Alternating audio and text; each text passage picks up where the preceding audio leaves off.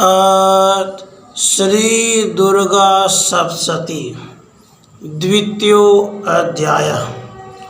देवताओं के तेज से देवी का प्रादुर्भाव और महिषासुर की सेना का वध। विनियोग। ओम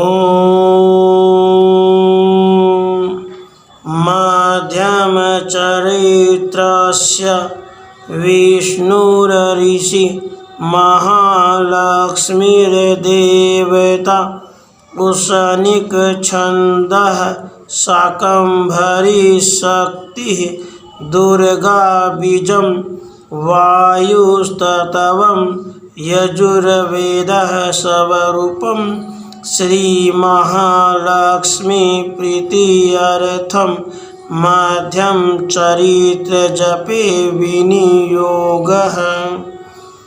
ओम मध्यम चरित्र के विष्णु ऋषि महालक्ष्मी देवता उष्णिक छंद शाकंभरी शक्ति दुर्गा बीज वायु तत्व और यजुर्वेद स्वरूप है। श्री महालक्ष्मी की प्रसन्नता के लिए मध्यम चरित्र के पाठ में इसका विनियोग है। ध्यानम। मैं कमल के आसन पर बैठी हुई प्रसन्न मुख वाली महिषासुर मर्दिनी भगवती महालक्ष्मी जी का भजन करता हूँ, जो अपने हाथों में अक्षमाला, फरसा, गदा, बाण, वज्र, पद्म, धनुष, कुंडिका, दंड, शक्ति, खड्ग, ढाल, शंख, घंटा, मधुपात्र, शूल, पाश और चक्र धारण करती हैं। ऋषि कहते हैं, पूर्व काल में देवताओं और असुरों में पूरे 100 वर्षों तक घोर संग्राम हुआ था। उसमें असुरों का स्वामी महिषासुर था और देवताओं के नायक इंद्र थे। उस युद्ध में देवताओं की सेना महाबली असुरों से परास्त हो गई। संपूर्ण देवताओं को जीतकर महिषासुर इंद्र बन बैठा। तब पराजित देवता प्रजापति ब्रह्मा जी को आगे करके उस स्थान पर गए जहां भगवान शंकर और विष्णु विराजमान थे। देवताओं ने महिषासुर के पराक्रम तथा अपनी पराजय का यथावत वृत्तांत उन दोनों देवेश्वरों से विस्तार पूर्वक कह सुनाया। वे बोले, भगवान, महिषासुर सूर्य, इंद्र, अग्नि, वायु, चंद्रमा, यम, वरुण तथा अन्य देवताओं के भी अधिकार छीनकर स्वयं ही सबका अधिष्ठाता बना बैठा है। उस दुरात्मा महिष ने समस्त देवताओं को स्वर्ग से निकाल दिया है। अब वे मनुष्यों की भांति पृथ्वी पर विचरते हैं। दैत्यों की यह सारी करतूत हमने आप लोगों से कह सुनाई। अब हम आपकी ही शरण में आए हैं, उसके वध का कोई उपाय सोचिए। इस प्रकार देवताओं के वचन सुनकर भगवान विष्णु और शिव ने दैत्यों पर बड़ा क्रोध किया। उनकी भौहें तन गई और मुंह टेढ़ा हो गया। तब अत्यंत कोप में भरे हुए चक्रपाणी श्री विष्णु जी के मुख से एक महान तेज प्रकट हुआ। इसी प्रकार ब्रह्मा, शंकर तथा इंद्र आदि अन्य देवताओं के शरीर से भी बड़ा भारी तेज निकला। वह सब मिलकर एक हो गया। महान तेज का वह पुंज जाज्वल्यमान पर्वत सा जान पड़ा। देवताओं ने देखा, वहाँ उसकी ज्वालाएं संपूर्ण दिशाओं में व्याप्त हो रही थी। संपूर्ण देवताओं के शरीर से प्रकट हुए उस तेज की कहीं तुलना नहीं थी। एकत्रित होने पर वह एक नारी के रूप में परिणत हो गया और उसके प्रकाश से तीनों लोकों में व्याप्त जान पड़ा। भगवान शंकर का जो तेज था, उससे उस देवी का मुख प्रकट हुआ। यमराज के तेज से उसके शरीर में बाल निकल आए।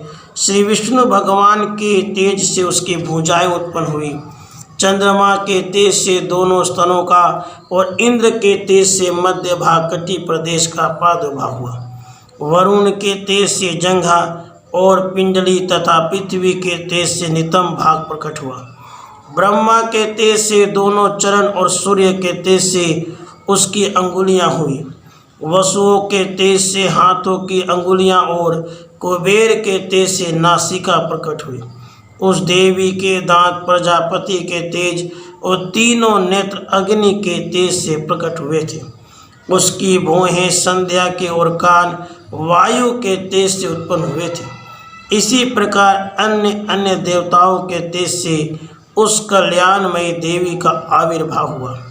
उसके बाद समस्त देवताओं के तेजपुंज से प्रकट हुए देवी को देखकर महिषासुर के सताए हुए देवता बहुत प्रसन्न हुए।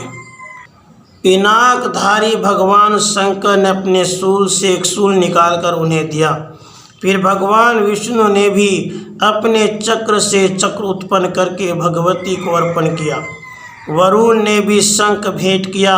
अग्नि ने उन्हें शक्ति दी। वायु ने धनुष तथा बाण से भरे हुए 2 तरकस प्रदान किए।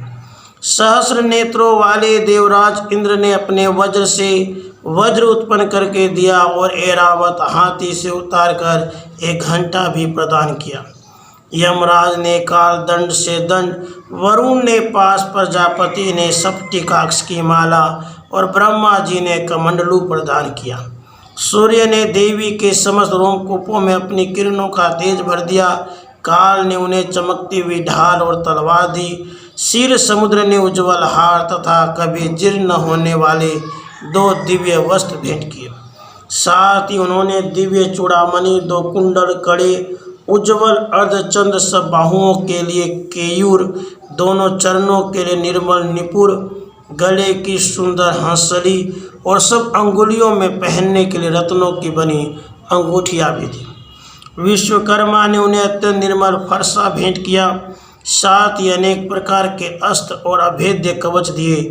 इनके सिवा मस्तक और वक्षस्थल पर धारण करने के लिए कभी न कुमलाने वाले कमलों की मालाएं दी।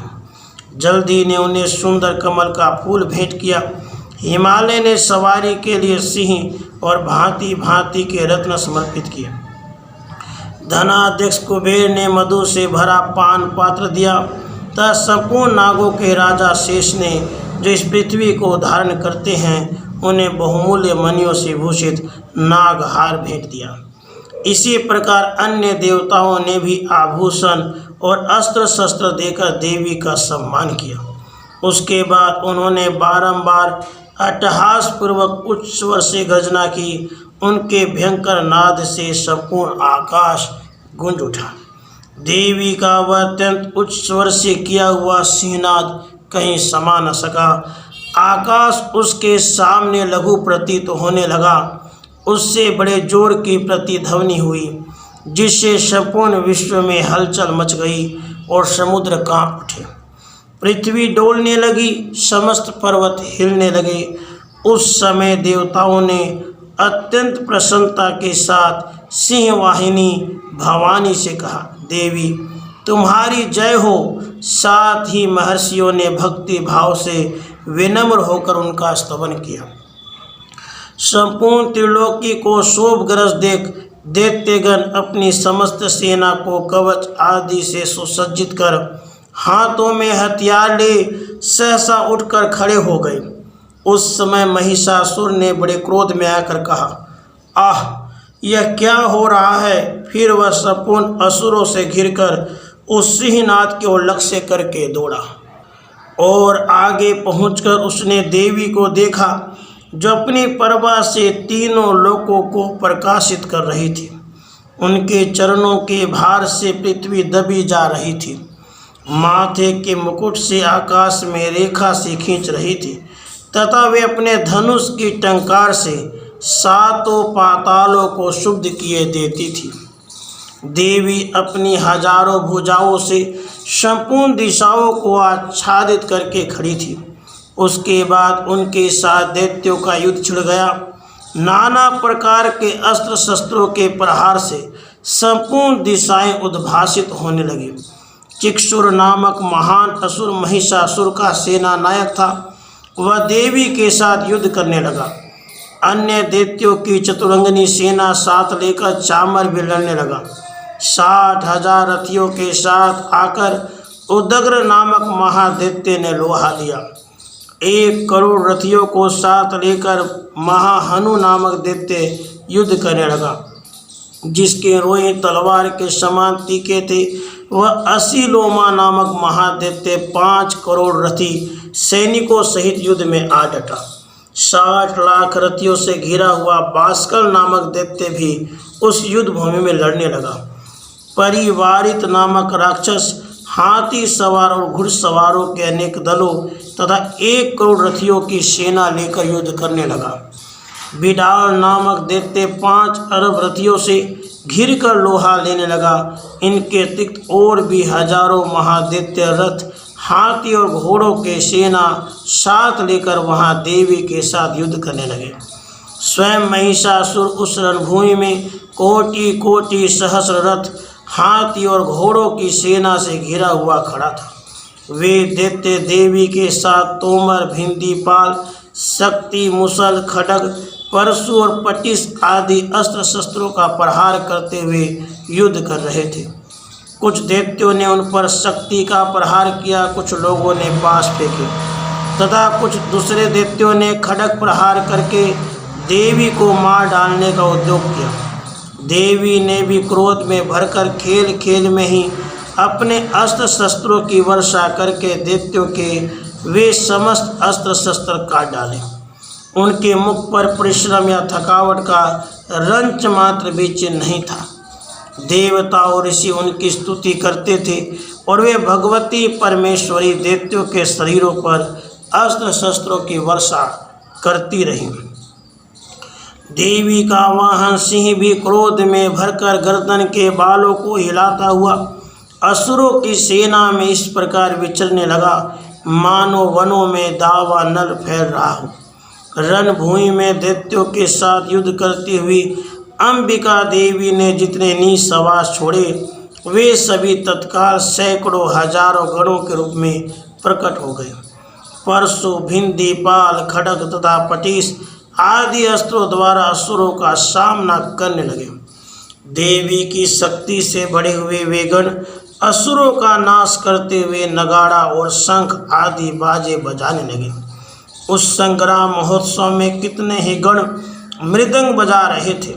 उसके बाद देवी ने त्रिशूल से, गदा से, शक्ति की वर्षा से, खड्ग आदि से सैकड़ों महादैत्यों का संहार कर डाला। कितने को घंटे के भयंकर नाद से मूर्छित करके मार गिराया। बहुतेरे दैत्यों को पास से बांधकर धरती पर घसीटा। कितने ही दैत्य उनकी तीखी तलवार की मार से 2-2 टुकड़े हो गए। कितने ही गदा की चोट से घायल हो धरती पर सो गए।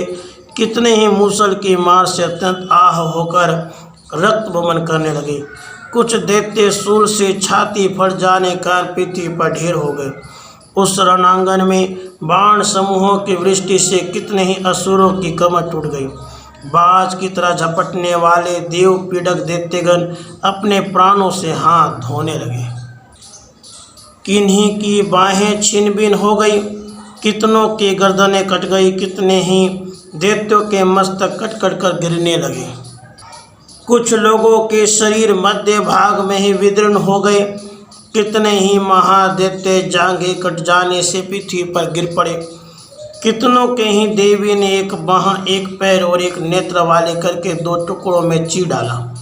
कितने ही दैत्य मस्तक कट जाने पर भी गिरकर फिर उड़ जाते और केवल धड़ के ही रूप में अच्छे अच्छे हथियार हाथ में ले देवी के साथ युद्ध करने लगते थे। दूसरे कबंध युद्ध के बाजों की लय पर नाचते थे। कितने ही बिना सिर के धड़ हाथों में खड्ग शक्ति और ऋषि के लिए दौड़ते थे तथा दूसरे दूसरे महादैत्य ठहरो ठहरो यह कहते हुए देवी को युद्ध के लिए ललकारते थे। जब वह घोर संग्राम हुआ था, वहाँ की धरती देवी के गिराए हुए रथ, हाथी, घोड़े और असुरों की लाशों से ऐसी पट गई कि वहाँ चलना फिरना असंभव हो गया। दैत्यों की सेना में हाथी, घोड़े और असुरों की शरीरों से इतनी अधिक मात्रा में रक्तपात हुआ था कि थोड़े ही देर में वहाँ खून की बड़ी बड़ी नदियाँ बहने लगीं। जगदम्बा जी ने असुरों की विशाल सेना को क्षण भर में नष्ट कर दिया। ठीक उसी तरह जैसे तीन और काट के भारी ढेर को आग कुछ ही क्षणों में भस्म कर देती है। और वह सिंह भी गर्दन के बालों को हिला हिलाकर जोर जोर से गर्जना करता हुआ दैत्यों के शरीरों से मानो उनके प्राण चुने लेता था। वहाँ देवी के गणों ने भी उन महादैत्यों के साथ ऐसा युद्ध किया जिससे आकाश में खड़े हुए देवतागण उन पर बहुत संतुष्ट हुए और फूल बरसाने लगे। इस प्रकार श्री मार्कंडेय पुराण में सावर्णिक मनवंतर की कथा के अंतर्गत देवी महात्म्य में महिषासुर की सेना का वध नामक दूसरा अध्याय पूरा हुआ। राधे कृष्ण राधे।